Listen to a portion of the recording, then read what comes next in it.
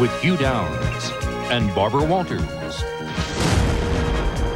This is 2020.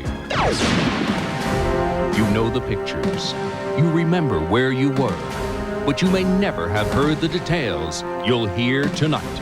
Was his face badly damaged? When they brought JFK into the emergency room, Dr. Charles Crenshaw was there. For nearly 30 years, he's been afraid to speak out. Not anymore. Listen to what he tells Tom Gerald. From what you say and what you're describing, he was shot from the front. I'll always believe that because of the wounds that I observed at Parkland Hospital. A powerful new account of the death of in the emergency room. I looked at the wound again. I wanted to know and remember this the rest of my life. And the rest of my life, I will always know he was shot from the front. The details in Tom Gerald's report right after this. A season of new movies and theories about the assassination of JFK, this report will draw lightning. A doctor who was with President Kennedy when he died breaks nearly 30 years of silence. Dr. Charles Crenshaw was in the emergency room when President Kennedy was brought in.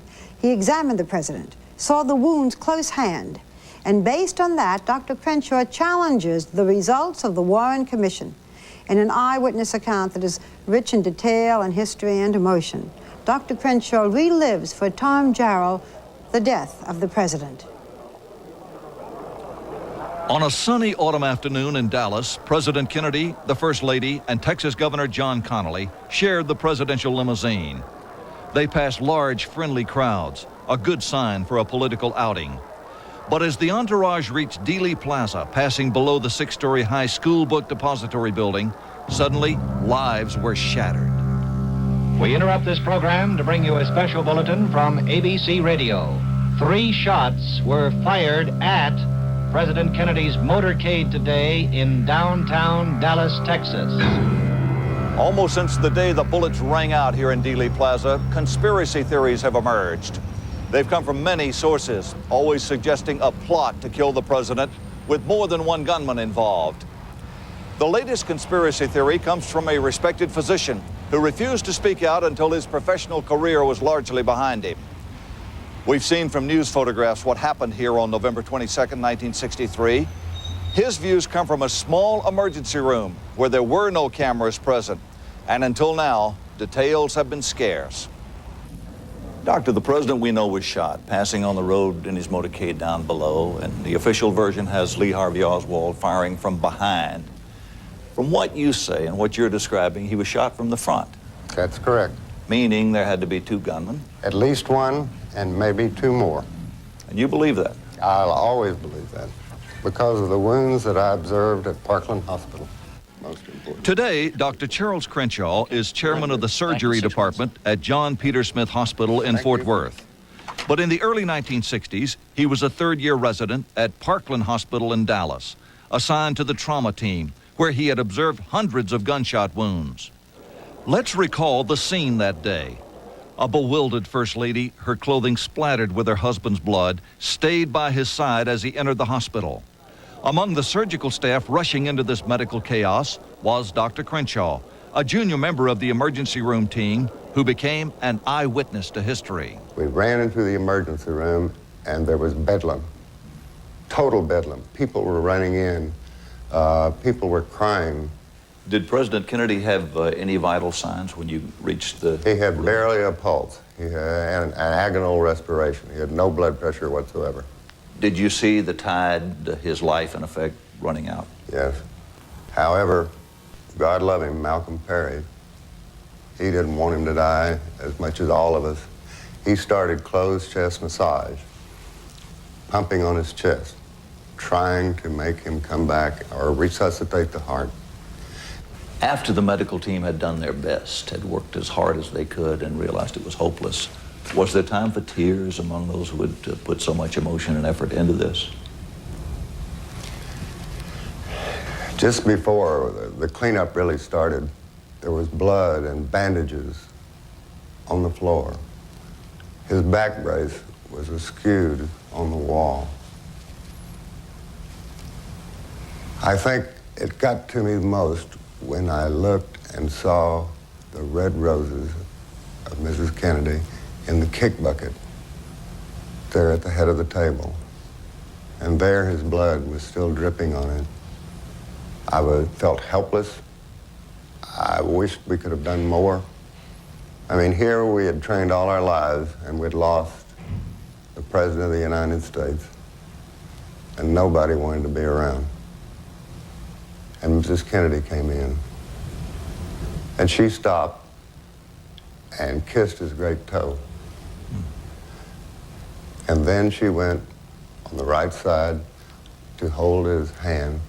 And at that time, she took her ring off and put it on his small finger. And then he was wrapped in a sheet, and we placed him in a coffin. But before we did, I looked at the wound again. I wanted to know and remember this the rest of my life. And the rest of my life, I will always know he was shot from the front. This bullet to the head was beyond a doubt the fatal wound, which is clearly seen in the Zapruder home movie. However, the film is not as conclusive on the crucial issue of the bullet's direction. Did the shot come from behind Kennedy or from the front? Remember, the Warren Commission investigation concluded the shots came only from behind. Dr. Crenshaw says they're wrong. The bullet struck about where and passed about where? From here Right. through. And taking out The back or the occipital part, the back of your head. This was gone, in our view, and that's the reason we could see the cerebellum. Had the bullet come from the back, what would have been the difference? It would have been much different. It would have gone a little more anterior and be a bigger blaster. Right. The second wound? The second wound was here in the throat, right above the necktie. It was a small opening, very small, 3 to 5 millimeters, about the size of your little finger. In a slow-motion study of the film, President Kennedy grabs his throat with both hands, reacting, Crenshaw believes, as if he is shot from the front. At first, most of the doctors working on the president believed the small neck wound they observed to be an entry wound from the front. But a later autopsy from Bethesda Naval Hospital showed another previously undetected wound in the back, which the Dallas medical team had not found. This discovery made the Parkland doctors less certain in their initial conclusion that the shots came from the front. Dr. Charles Baxter, a senior member of the surgical team, believes it's impossible to tell the direction. Could it have been a bullet wound that came from the front? Oh, I think it could have, as well as from behind. Because the wound in the back and the wound in the front were essentially the same in appearance, both of them look like entry wounds. Bullets, as they go in, begin to tumble, spin, and when they come out, they explode, so that the exit wound is always much larger and a lot more tissue damage. So what would appear clinically as an entry wound became question mark. Right. And that's the way it still stays today in my mind. Compounding the mystery is this photograph of the government's autopsy, showing a gaping wound in the president's neck. A tracheostomy incision was done at Parkland over the site of the bullet wound. Crenshaw says someone tampered with that wound after he last saw Kennedy's body, making it larger to resemble a bullet exit wound. Look, this is the size of the tracheostomy tube. Incision was made and then placed in. This large part, this flange, stays outside. So it was a small wound, about the size of the instrument that you Right. saw. An inch to an inch and a half, maximum. This wound, and described in the Warren Commission, was almost 3 inches wide. Double the size. Double. Is it possible that the doctor working to put this in, what may have been already a bullet wound, made the incision too large? Oh, no. No, Perry was an artist with the blade. He was one of the best trained technical surgeons. But it seems almost incomprehensible that a team of highly intelligent, highly trained doctors could be standing over the President of the United States and see wounds that you say came from the front, and yet the official government story is it came from the back, and wait this long to break the silence. Intimidation, fear, and career-mindedness. Those were the factors. Exactly. But again, you have to understand the time in 1963. The people that were with this country were telling you what to do, how to do it, and I think the feeling was we went along to get along. Now semi-retired, Dr. Crenshaw has written a book breaking nearly 30 years of silence. Could the, what you call, conspiracy of silence have been out of plain old-fashioned patriotism among the doctors? No question about that. And Dr. Baxter had wanted no one to say anything because he was worried about commercialization. Well, I made the statement that any one of us in the school or in the hospital that ever made a dime off of anything they said about the assassination, I would try to see that their medical career was ruined. You felt that strongly? Yes. I don't know how many emotions were in that statement, but I felt like it was one that needed to be said. That's the reason I waited so long. I waited until I felt I'm at the end of my career. I don't fear my peers because I think they believe it too. Basement floor. He has been shot. Oswald has been shot. Lee Oswald. Dr. Crenshaw's role in history was not over. Just 2 days later, another victim of the madness that gripped Dallas was wheeled through this hospital emergency entrance. Lee Harvey Oswald, the accused presidential assassin, was shot. And though mortally wounded, he too was brought here. Inside, there was another urgent rush of medics to the trauma room. Among them, again, the young Dr. Crenshaw. As the team was around him at the table, working, trying to save his life, you were called away. What was that about? The nurse came and tapped me on the shoulder and asked if I would take the phone call. And I picked up the phone, and it was like thunder, like God was talking. He said, "This is the president, Lyndon B. Johnson." I said, "Yes, sir." And he said, "How is the accused assassin doing?" I said, "Well, he's critical, but right now he is holding his own." He then said, "I want you to take a message to the operating surgeon and have a deathbed statement from Oswald." Oswald died on the table without saying a word. Could LBJ have made the call? The answer is yes. 2020 has obtained copies of White House logs from November 24th, 1963. LBJ was in Washington attending church when Oswald was shot at 12:21 Eastern Time.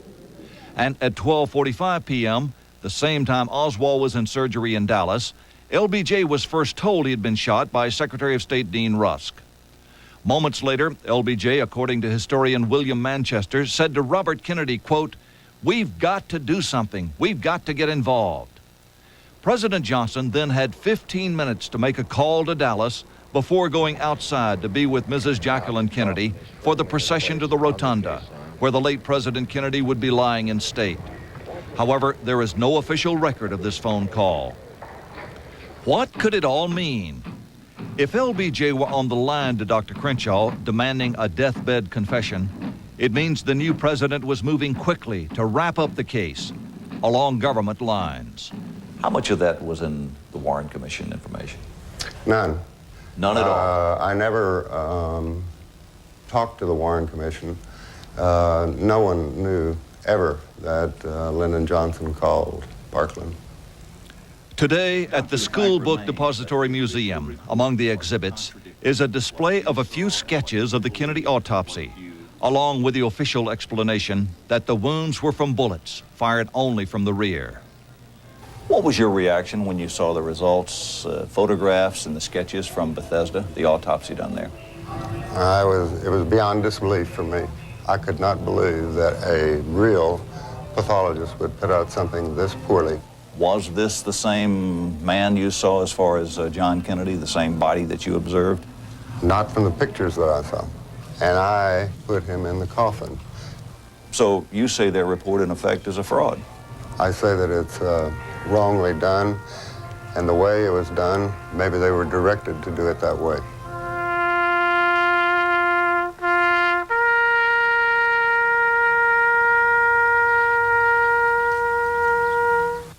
Tom, how does his story compare with that of other doctors who were in that room when the president died? Hugh, most of the doctors there immediately after his death said they thought the gunshots came from the front, but when they got later autopsy information, they changed their mind and either said no, they agreed with the Warren Commission, or they weren't sure of the direction. Did you get the feeling that Dr. Crenshaw was waiting rather impatiently all these years for the time to come when he could come forward? I got the feeling that Dr. Crenshaw is a very angry man, that he feels he's had very valuable information which has been withheld for a long period of time. He still carries anger over the way the police, the Secret Service, and the FBI treated the medical staff with guns drawn and sort of took over the situation there. So I think he's glad to vent this. Yesterday, I talked to Richard Mosk, who was a young commission staffer at that time on the Warren Commission, and he's very firm in his saying that he and other members of the commission really believe they did everything they could and all the answers are in the report. Well, perhaps so, but maybe they closed the report too early. To have not gotten to someone like Crenshaw and put his views in, for example, is a failing. Also, there seemed to have been a failing in a number of other areas as far as information that basically just has been surfacing that's not in the report. What about files that are still under wraps? Of course, Congress is moving to open those, but the important thing is they're opening the files, not reopening the entire case for further investigation. It will be limited to just what's already known, so Crenshaw's information